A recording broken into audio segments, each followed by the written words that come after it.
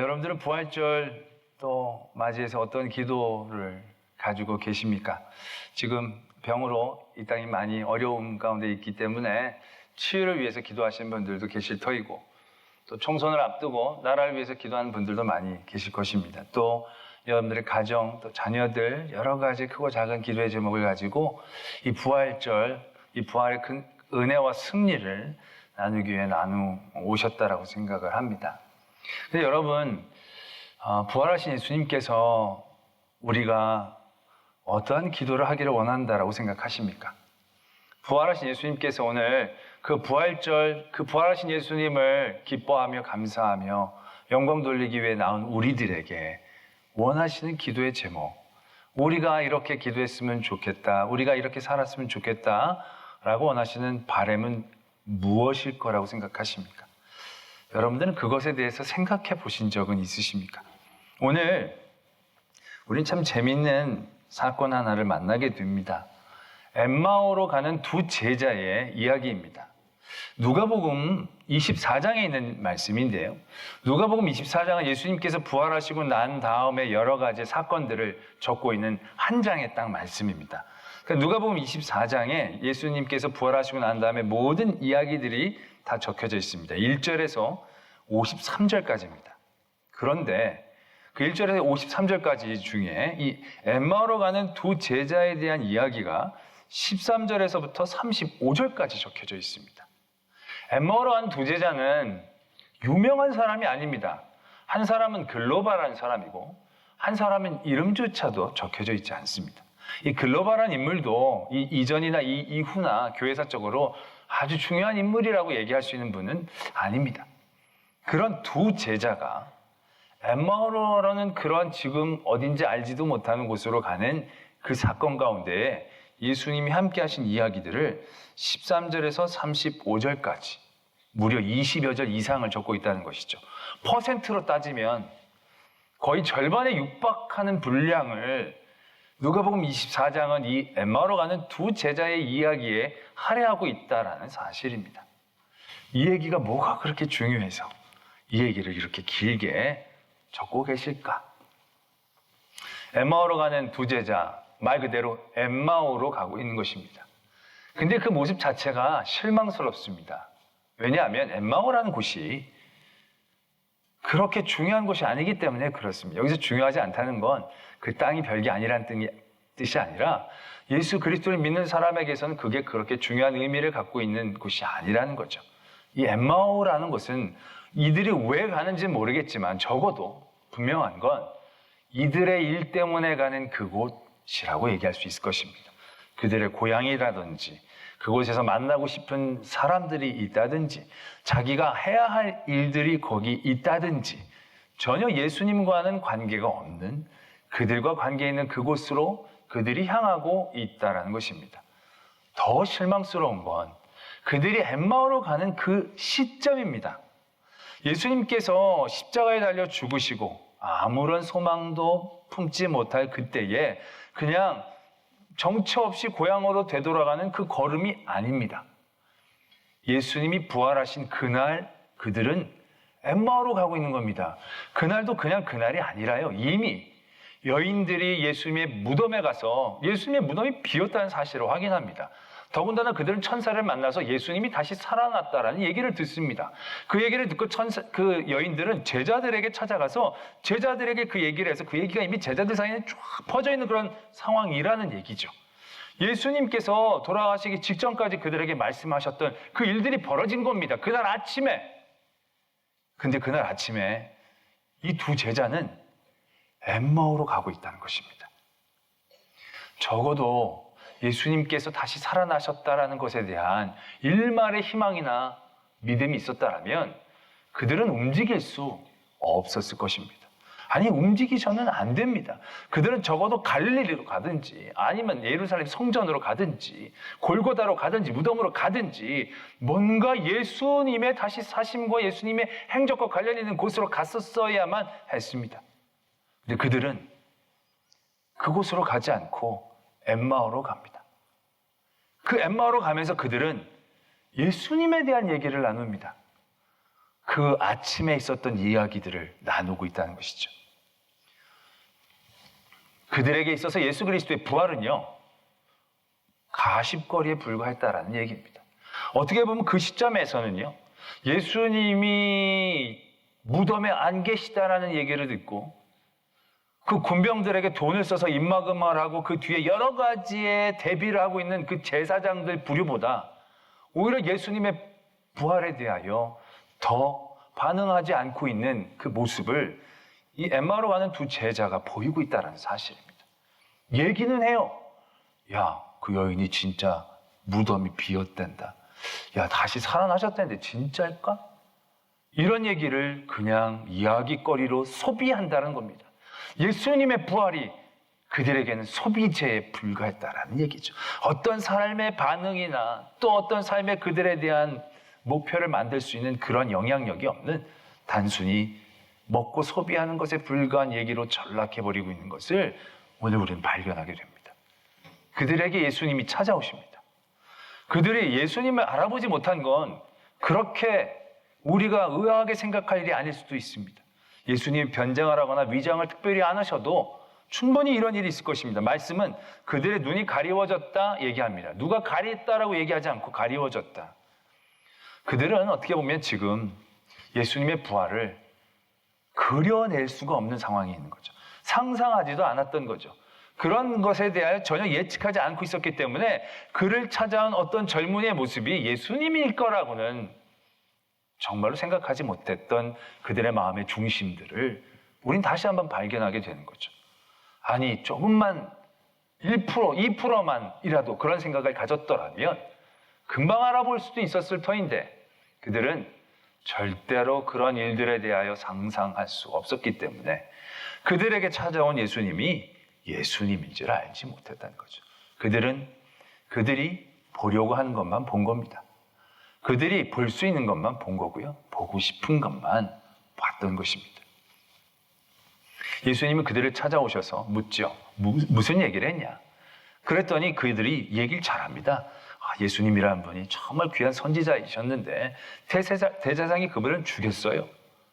거기까지만 얘기하면 좋은데 그 다음에 이렇게 얘기합니다. 그런데요, 그분이 무덤이요, 여자들이 찾아갔는데 무덤이 비어 있어요. 그리고 천사들이 예수님이 다시 살아났다라고 얘기를 하더라고요. 무슨 전애들은 얘기하듯이 얘기하고 있다는 것이죠. 그들을 향한 예수님이 안타까워하시면서 선지자의 글로부터 시작해서 모든 성경에 쓴 글로 통하여 그들에게 설명해 주시기 시작하십니다. 저는 이 부분이 또 굉장히 재밌습니다. 왜냐하면 지금 이들은 예수님이 다시 사신 걸 믿지 못하는 거예요. 믿지 못하는 가운데 예수님께서 굳이 말씀으로 설명해 주실 시간이 뭐하러 필요하겠습니까? 그냥 그들 앞에 예수님이 딱 보여주시면 되잖아요. 그럼 그냥 상황 종료되죠. 그들이 아까 그 곰돌이가 예수님 만졌듯이 막 진짜 예수님 그러면 상황 끝입니다. 그럼 예수님 부활 그들이 아는 거예요. 그들이 부활하신 예수 그리스도의 부활을 믿게 하고 알게 한다라고 했다라면 딱 그렇게만 하셔도 됩니다. 근데 예수님은 굳이 그들에게 지금까지 적혀져 있는 모든 말씀을 통하여 자신을 증거해 주시기 시작한다는 거죠. 그 상황들을 제자들은 나중에 이렇게 묘사하죠. 32절에 보면 우리가 길에서 우리에게 말씀하시고 우리에게 성경을 풀어주실 때에 우리 속에서 마음이 뜨겁지 아니하더냐. 예수님이 예수님을 알아본 게 아니에요. 근데 그 말씀을 통하여 예수님은 그들의 마음을 뜨겁게 해주고 계신다는 것이죠. 그리고 나중에 가려는 예수님을 붙잡고 식사를 나누는 그 순간 제자들이 깨닫게 되어지는 거죠. 예수님이 예수님인 줄 그때 알게 되었다는 것입니다. 이러한 과정을 통하여 엠마오로 가는 두 제자의 이야기를 오늘 예수님은 우리에게 말씀하고 계신다는 것입니다. 왜 이런 사건들이 우리에게 필요했던 것일까요? 오늘 우리는 예수 그리스도의 사건, 예수 그리스도의 부활의 사건과 그 부활의 역사심과 부활의 은혜를 다시 한번 생각해 봐야 합니다. 이미 새벽에 예수님은 부활하셨어요. 이미 사건은 벌어졌어요. 엠마오로 가는 제자들이 그냥 그들이 가고 있는 순간에도 예수님이 이미 부활하신 거예요. 모든 죄와 사망의 권세를 이기시고 이미 다시 살아나신 사건은 일어난 거예요. 그리고 그 역사가 이미 시작되고 있는 거예요. 그런데 왠지 제자들에게, 엠마오로 가는 두 제자에게 부활의 사건은 사건일 뿐 역사나 은혜로 완성되어지는 것 같은 느낌을 주고 있지 않다는 겁니다. 이 두 제자뿐만이 아니에요. 이 이전에도 이미 여인이 무덤에 갔다 왔다가 제자들의 얘기하거든요. 근데 11절에 말씀이 이렇게 적혀져 있어요. 사도들은 그들의 말이 허탄한 듯 들려 믿지 아니하나. 제자들도 믿지 않은 거예요. 그들이 믿건 믿지 않건 이미 예수님의 부활은 일어났어요. 근데 일어난 사건이 어떠한 역사와 은혜로 내려 넘어가지는 않고 있다는 것입니다. 이게 부활하신 예수 그리스도의 그 사건이 온전하지 못했다는 얘기를 하는 게 아닙니다. 예수님의 승리는 온전한 승리입니다. 그러나 그럼에도 불구하고 말씀을 통하여 무언가 완성형으로 느껴지지 못하는 것은 예수 그리스도의 부활을 통하여 하나님이 우리에게 원하시는 바가 분명하다는 것을 깨닫게 되는 대목이 되어진 것입니다. 예수님께서 엠마오로 가는 제자들에게 먼저 내가 예수다라고 얘기하시기 이전에 그 전에 모든 말씀을 통하여 그들에게 설명해 주시고 해석해 주신 이유가 바로 거기에 있었다는 것이죠. 그들의 마음이 뜨거워졌다는 것. 결국 예수 그리스도의 부활이 사건이 아니라 역사가 되고 그 역사가 우리 삶에서 은혜가 될 수 있기 위해서 그 부활의 역사가 온전히 완성형으로 시작되어지기 위해서 우리에게 요구하시는 하나님의 몫이 있음을 발견하게 되는 대목이라는 거죠. 그게 뭐겠습니까? 엠마오로 가는 두 제자의 모습을 봅니다. 그들이 이렇게 얘기하죠. 우리 속에서 마음이 뜨겁지 아니하더냐. 33절에 이렇게 적혀져 있습니다. 곧 그때로 일어나 예루살렘에 돌아가 보니. 그들은 그때로 일어나 돌이켜 예루살렘을 향하여 돌아갔다라는 것입니다. 그들은 지금 엠마오라고 하는 곳으로 가려고 했던 겁니다. 자기의 어떠한 용무가 있는 그곳으로 향하는 가는 길이었습니다. 그 길에서 그들이 부활하신 예수 그리스도의 사건을 역사로, 그 역사가 자기의 은혜로 그들에게 주어졌을 때, 그들이 일어나 돌이켜 예루살렘으로 돌아갔을 때 부활의 사건은 부활의 은혜로 그들에게 역사하고 있다는 얘기죠. 부활이 완성형으로 느껴지는 대목들을 발견하게 되어지는 것입니다. 바로 이겁니다. 예수님께서 엠마오 사건을 통하여 우리에게 원하시는 부활의 완성형, 그것은 우리의 변화에 있다는 것입니다. 예수님의 사건은 이미 일어났습니다. 그 사건의 승리는 이미 우리들에게 주어졌습니다. 그런데 그 사건이 우리들에게 있어서 하나님의 섭리가 되고 우리의 승리가 되고 우리의 은혜가 되기 위해서는 우리의 변화라는 것이 있어야 한다는 것을 오늘 엠마오로 가는 두 제자의 사건을 통하여 명확하게 이야기하고 계신다라는 것입니다. 우리들은 어떻습니까? 우리들은 지금 부활하신 예수 그리스도를 믿고 예수 그리스도를 기뻐하며 이 자리에 모였습니다. 그런데 여러분들은 얼마나 그 부활의 사건이 여러분들의 삶의 역사와 은혜가 되기 위하여 여러분들의 삶을 변화시키는데 노력하고 도전하고 계십니까? 얼마나 그 일에 깨어있고 계십니까? 우리는 예수 그리스도의 부활을 얘기합니다. 그 부활에 대한 기쁨을 나눕니다. 그 감사를 전합니다. 그러나 그러고 있음에도 불구하고 우리의 발걸음은 여전히 엠마오로 가고 있지 않습니까? 엠마오로 갑니다. 근데 우리는 예수님 얘기를 해요. 하나님이 은혜를 주셨어. 부활하셨어. 이기셨대. 살아나셨대. 어디서 보이셨대. 우리의 말은 예수 그리스도를 얘기하지만 우리의 걸음은 여전히 엠마오로 향하고 있는 것은 아니지요. 내 볼일, 내 원한, 내 용무, 내 좋아하는 곳, 내 편한 곳, 그곳에 내 걸음은 계속 향하고 있으면서 나는 계속 예수 그리스도를 소비하고 있는 거죠. 난 예수 믿어. 나 예수님 사랑해. 너 사랑해? 나도 사랑해. 우리 얼마나 사랑해? 그러나 우리는 여전히 걸음은 엠마오로 향하고 있다는 얘기죠. 그럴 때 그 부활의 역사가 우리의 삶 가운데에서 얼마나 능력으로 승리로 작용할 수 있겠는가라는 것이죠. 오늘 엠마오로 가는 이 두 제자들, 예수 그리스도를 몰랐던 것도 아닙니다. 그분을 안 사랑했던 것도 아닙니다. 그들은 얘기를 다 들었습니다. 그 얘기에 그들의 주제를 삼았습니다. 그러나 그 부활의 사건이 그들의 삶을 변화시키지 못하고 있는 여정 가운데에 있음을 발견하게 되죠. 그들에게 예수님은 내가 진짜 살아났다라는 것을 얘기하는 것으로 그치는 것이 아닙니다. 그들의 마음을 뜨겁게 하시고 그들의 변화를 요구하고 계신 것이죠. 그리고 그들이 엠마오에 가졌던 그들의 모든 용무들을 내려놓고 진짜 기쁜 마음으로 예루살렘을 향하여 나아가고 있는 모습들. 그 모습이 다시 사신 예수 그리스도의 완성형의 모습, 그 부활의 완성형의 모습이다라는 것입니다. 이건 우리의 완전함을 요구하는 게 아닙니다. 우리의 완벽함을 요구하는 게 아닙니다. 예수 그리스도의 부활을 통하여 우리의 삶의 변화를 도전하고 깨어있게 하는 그러한 말씀임을 우리는 분명히 알아야 합니다. 우리들 가운데 우리 변화 많이다, 예수님 믿고 열심히 많이 변화했는데요, 뭐 그렇게 생각하는 경우들이 있으실 겁니다. 우리의 변화는요, 조금 더 깨끗해지고 조금 덜 더럽고 조금 덜 악한, 거기에서 만족하는 건 변화가 아닙니다. 제가 어떤 간증을 봤는데요, 어떤 광고를 하시는 분이 광고를 잘 나가셔서 창업까지 하셨는데 39에 다 망했다는 거예요. 너무 절망이 돼서 이분이 자살을 하려고 생각을 했다는 거예요. 근데 이분이 3대째 교회를 다니신 분. 그러니까 교회를 아주 착실하게 잘 다녔던 것 같아요.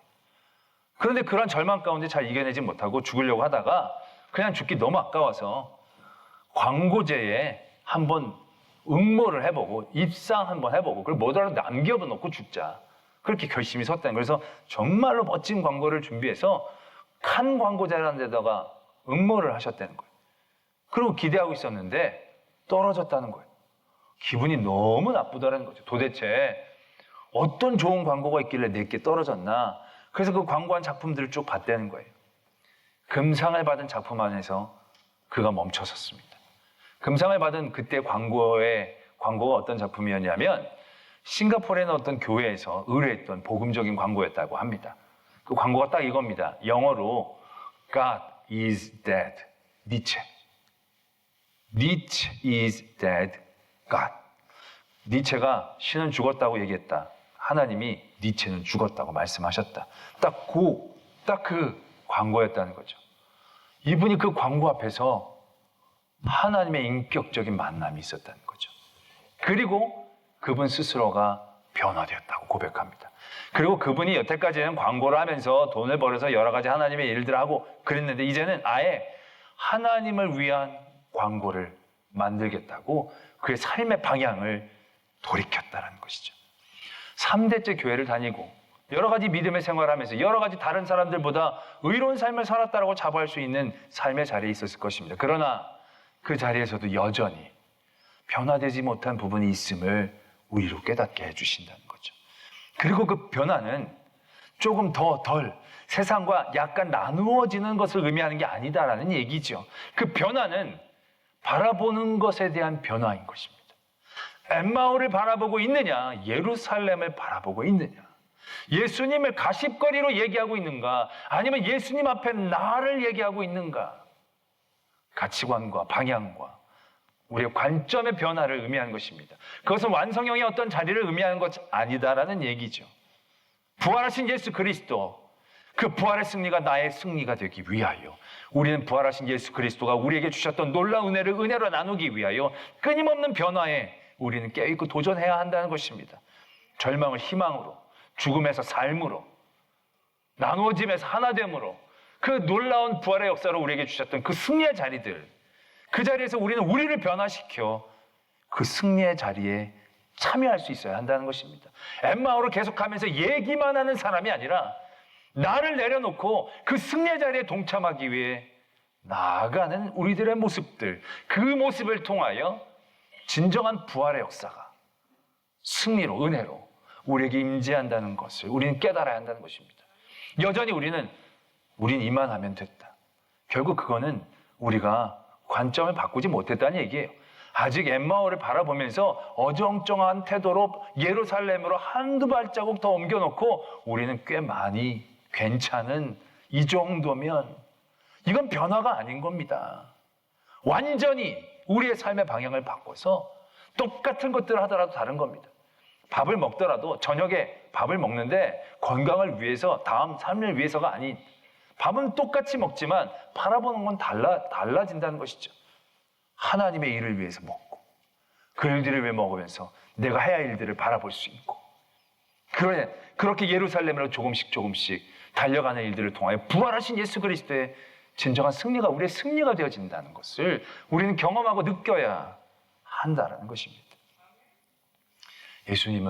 부활하신 예수님은 소비재가 아닙니다. 부활하신 예수 그리스도는 장식품이 아닙니다. 부활하신 예수 그리스도는 우리의 방향입니다. 우리의 이유입니다. 그리고 우리의 능력이고 참된 기쁨이 되어져야 한다는 것입니다. 오늘 이 엠마오로 가는 두 제자, 예수 그리스도에 대한 부활 얘기 듣고 알고 사랑했지만 여전히 발걸음을 옮기지 못하고 있는 그들에게 부활하신 예수 그리스도는 찾아가 주십니다. 그리고 예수님께서 우리에게 원하시는 그것을 우리에게 보여주십니다. 곧 그때로 일어나 예루살렘으로 돌아가 우리의 삶의 가치관과 관점을 바꾸고 진정한 부활의 승리와 은혜를 누리고 나눌 수 있는 저희 여러분들이 되어지기를 원합니다. 부활하신 예수 그리스도를 바라보며 나의 변화를 바라봐야 합니다. 돌아온 수요일날 총선이 있습니다. 이 땅에 좋은 일꾼들이 세워지기를 원합니다. 그런데 여러분들은 늘 내가 원하고 내가 바라는 것들로만 바뀌어야 좋은 것이라고 생각하지 않습니까?